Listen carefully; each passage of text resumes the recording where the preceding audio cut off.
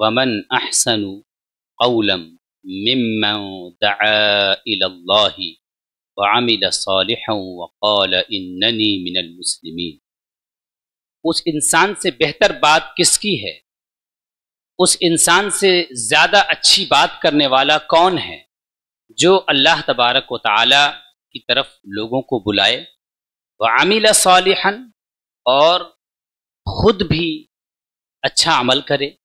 وقال، اور یہ اعلان کرے کہ اننی من المسلمین، کہ میں اللہ تبارک و تعالیٰ کے حکم کے سامنے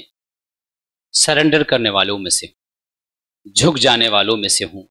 میں مسلمانوں میں سے۔ آج خانقاہ عارفیہ کے بابرکت احاطے میں اور جشن امام غزالی کے مقدس موقع پر ہم اس ذات گرامی کی یاد میں یہاں پر جمع ہیں جو بالعموم پوری دنیا کے اور بالخصوص بر صغیر ہند و پاک کے سب سے بڑے محسن ہیں، سب کانٹیننٹ کے سب سے بڑے محسن ہیں۔ میری مراد عطائے رسول، نائب رسول اللہ فی الہند، مغیث الفقراء والمساکین، سیدنا و مولانا خواجہ معین الدین حسن اجمیری سجزی قدس اللہ تعالی سرہ العزیز کی ہے۔ ہم خواجہ خواجگاں کی بارگاہ میں اپنی محبتوں کا خراج کیوں پیش کرتے ہیں؟ خواجہ خواجگاں کی بارگاہ میں ہم محبتوں کا خراج اس لیے پیش کرتے ہیں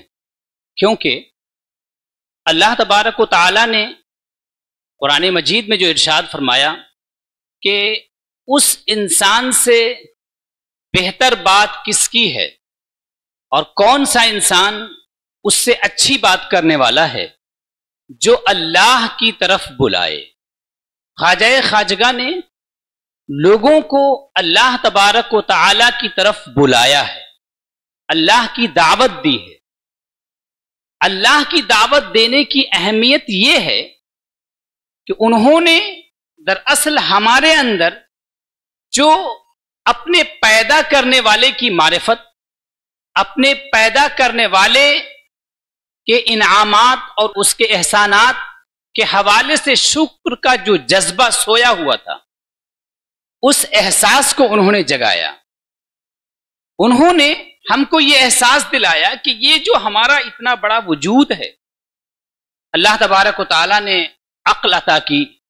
روح عطا کی، جسم عطا کیا، زندگی عطا کی، خوبصورت اعضاء عطا کیے۔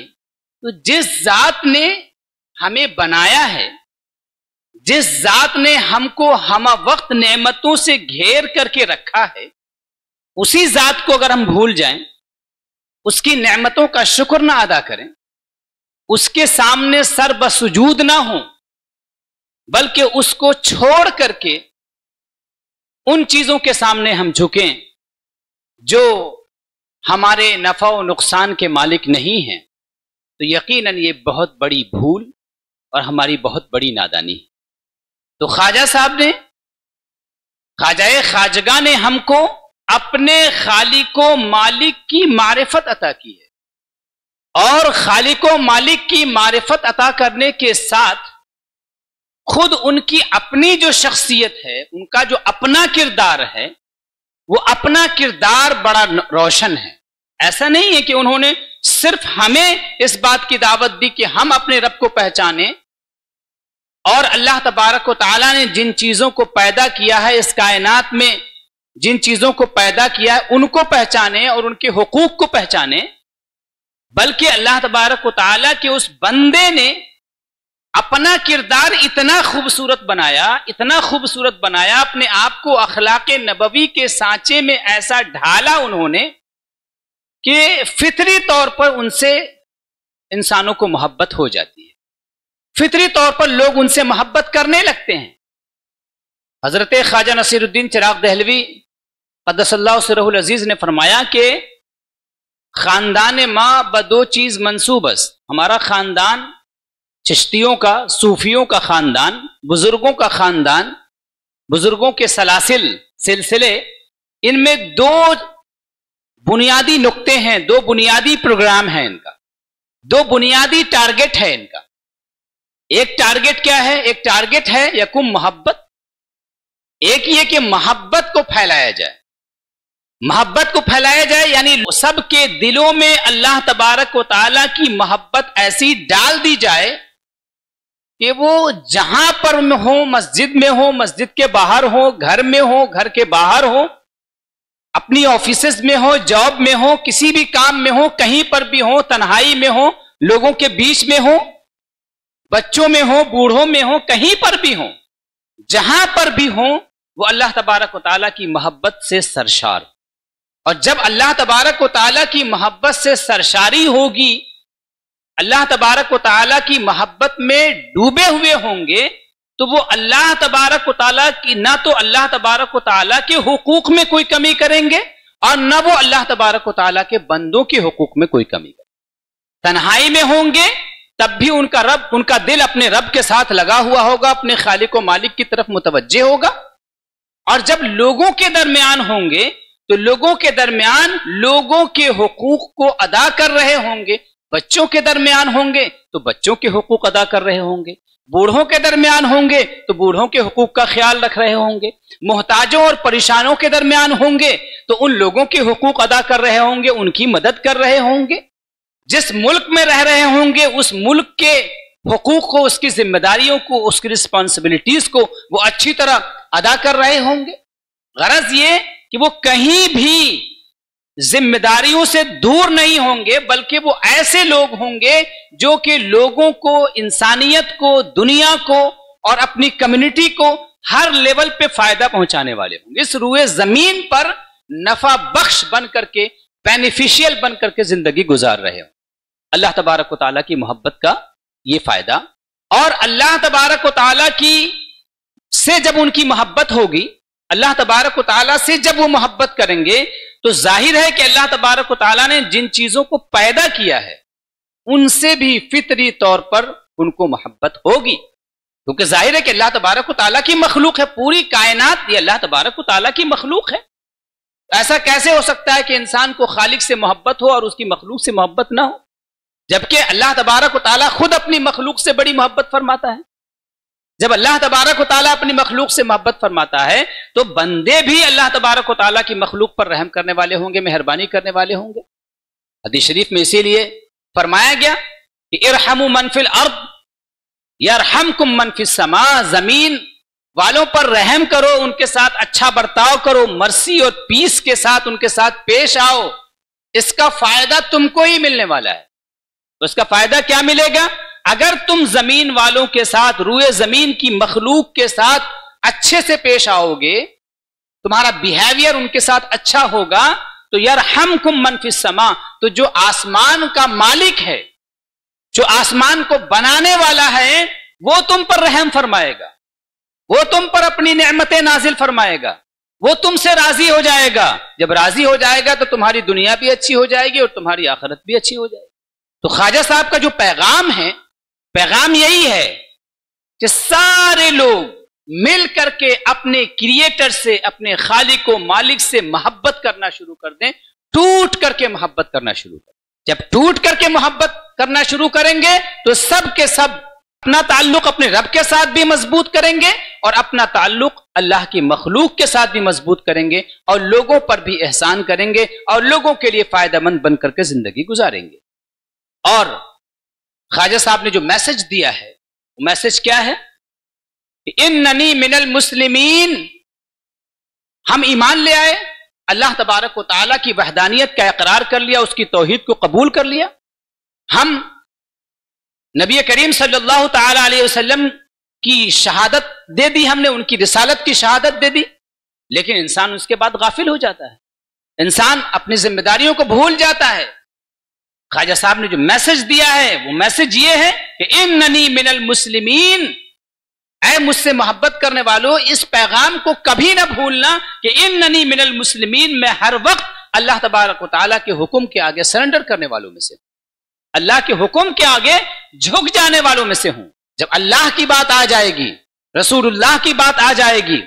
تو میں جھک جاؤں گا. اپنی خواہش کی پیروی کرنے والا نہیں ہوں میں, اپنی نفس کی پیروی کرنے والا نہیں ہوں میں اللہ اس کے رسول کے احکام کی پیروی کرنے والا ہوں. جب اللہ اس کے رسول کے احکام کی پیروی کرنے والا ہوں تو نہ اللہ تبارک حقوق اللہ میں کوئی کمی کروں گا, نہ حقوق العباد میں کوئی کمی کروں گا, بلکہ دونوں کو اچھی طریقے سے انجام دینے کی کوشش کروں. جب میں مسلمان ہوں تو اسلام نے ہمیں اچھے اخلاق سکھائے ہیں. میں ہمیشہ اپنے آپ کو بااخلاق اور باکردار بنانے کی کوشش کروں گا. یہ خواجہ صاحب نے ہم کو میسج دیا ہے. اور اچھا اخلاق ہے کیا؟ نبی کریم صلی اللہ تعالی علیہ وسلم نے ارشاد فرمایا, الا انبئکم بافضل اخلاق اہل الارض والسماء, کیا میں تم کو زمین و آسمان والوں میں سب سے بہترین اخلاق والے کے بارے میں نہ بتاؤں؟ اللہ کے رسول صلی اللہ علیہ وسلم نے ارشاد فرمایا, اس کے بعد اس کی تفصیل دیتے ہوئے, ڈیٹیل بیان کرتے ہوئے, ان تصل من قطعک, کہ تم اس سے رشتہ جوڑو جو تم سے رشتہ توڑے, وان تعطی من حرمک, تم اس کو عطا کرو جو تم کو محروم رکھے, وان تعفو عن من ظلمک, اور جو تم پر ظلم کرے تم اس کو معاف کرو. خواجہ صاحب نے اللہ کے نبی صلی اللہ علیہ وسلم کے اس میسج کو, اس پیغام کو صرف زبانی طور پر نہیں پھیلایا ہے, بلکہ عملی تصویر بن کر, عملی پیکر بن کر اس ہندوستان میں تشریف لائے اور ہندوستان والوں کے سامنے اللہ کے نبی صلی اللہ علیہ وسلم کے اس میسج کو پھیلایا انہوں نے. ہم ان کے احسان کی بات کر رہے تھے, ان کا احسان کتنا زیادہ ہے. ہم سب لوگ کہیں نہ کہیں ویسے تو سلسلوں سے وابستہ ہیں, بزرگان دین سے محبت رکھتے ہیں, تو ظاہر ہے کہ ہم اپنے شجروں میں ان کا نام ذکر کرتے ہیں, ان کے نام کا ورد ہم کرتے ہیں, ان کے نام کو ہم پڑھتے ہیں.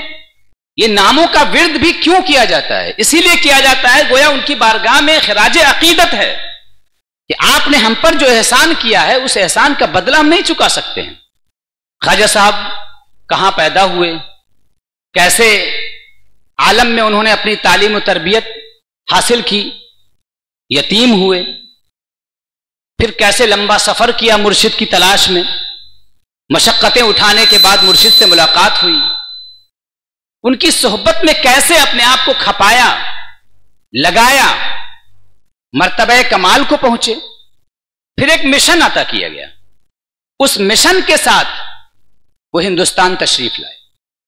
وہ مشن کیا تھا؟ اللہ کی توحید کا مشن, اللہ کی توحید کا میسج, امن و آشتی کا میسج, حسن اخلاق کا میسج, حسن کردار کا میسج. اسی میسج کو لے کر کے آپ ہندوستان میں تشریف لائے اور اپنے ہندوستانیوں کے درمیان اسی میسج کو آپ نے پھیلایا, زبانی طور پر بھی پھیلایا اور عملی طور پر بھی پھیلایا. چشتی ہونے کے ناطے, معینی ہونے کے ناطے, خواجہ غریب نواز سے تعلق کے ناطے ہم سب کی یہ ذمہ داری ہے کہ جو لیگیسی انہوں نے شروع کی تھی, جو کام انہوں نے انجام دیا تھا, جو لیگیسی انہوں نے چھوڑی ہے, جو وراثت انہوں نے چھوڑی ہے, اس وراثت کو ہم بحیثیت ہندوستانی کے بھی اور بحیثیت مسلمان کے بھی اس وراثت کو آگے بڑھائیں. وہ کیا ہے کہ ہم بھی لوگوں کو ان کے خالق و مالک کی معرفت حاصل کروائیں, لوگوں کو یہ احساس دلائیں کہ کون ہم پر ہر دم انعام و اکرام فرمانے والا ہے, کون سی ذات ہے, اور کس ذات گرامی کے توسط سے یہ میسج ہم تک پہنچا ہے, اور ہندوستان میں یہ کس ذات گرامی کے توسط سے ہم کو یہ میسج پہنچا ہے, اور ہمیں آپس میں کیسے محبت کرنی چاہیے, ہمارا سوشل اسٹرکچر کیسا ہونا چاہیے, کن بنیادوں پر ہمیں اپنے سماج کو تعمیر کرنا چاہیے, لوگوں کے ساتھ ہمارا اخلاق, ہمارا رویہ کیا ہونا چاہیے. اس میسج کو دوبارہ سے تازہ کر کے آگے بڑھانے کی ضرورت ہے. اور بالخصوص ہم اہل عارفیہ, چونکہ بالخصوص ہمارا تعلق, ہم اپنے تعلق اور اپنی نسبت کا ہمیشہ اظہار کرتے ہیں خواجہ صاحب سے, ہماری ذمہ داری اور دوہری ہے کہ ہم علم حاصل کریں, علم کے ساتھ عمل کا پیکر بنے, اور جب عمل کا پیکر بنیں گے تو اللہ تبارک و تعالی ہم کو حال کی نعمت عطا فرمائے گا, جس میں عبادت کی لذت ہوگی, اللہ تبارک و تعالی کے قرب کا احساس ہوگا, اللہ تبارک و تعالی کی محبت سے ہمارا سینہ آباد ہوگا, اور پھر یہ جو میسج, یہ جو نعمت ہم کو حاصل ہوگی, اس نعمت کو ہم پھیلانے کے لیے جد و جہد کریں, ہم اس کے لیے مشقتیں اٹھائیں، تکلیفیں اٹھائیں، اور خواجہ صاحب کی سیرت کو اپنی نگاہوں کے سامنے رکھ کر جتنی بھی پریشانیاں پیش آئیں ان تمام پریشانیوں کو جھیلتے ہوئے، برداشت کرتے ہوئے، ان کے نقش قدم پر چلتے ہوئے، نبی پاک صلی اللہ تعالی علیہ وسلم کی سیرت کو اپنا نمونہ عمل بناتے ہوئے ہم اپنی زندگی میں آگے بڑھیں اور اپنے مشن کو آگے بڑھانے کی کوشش کریں۔ اللہ تبارک و تعالیٰ کی بارگاہ میں دست بدعا ہوں کہ مولا کریم ہم سب پر تمام اولیاء و صالحین کا فیضان نازل فرمائے، ہمارے آقا جناب محمد الرسول اللہ صلی اللہ تعالی علیہ وسلم کے لائے ہوئے دین کا فیضان ہم پر جاری فرمائے، اور بالخصوص سیدنا خواجہ معین الدین حسن اجمیری سجزی قدس اللہ سرہ العزیز کا فیضان ہم پر جاری فرمائے، ہمیں ان کے نقش قدم پر چلنے کی توفیق عطا فرمائے۔ اقول قولی ھذا واستغفر اللہ لی ولکم ولسائر المؤمنین والمؤمنات انہ هو الغفور الرحیم۔ السلام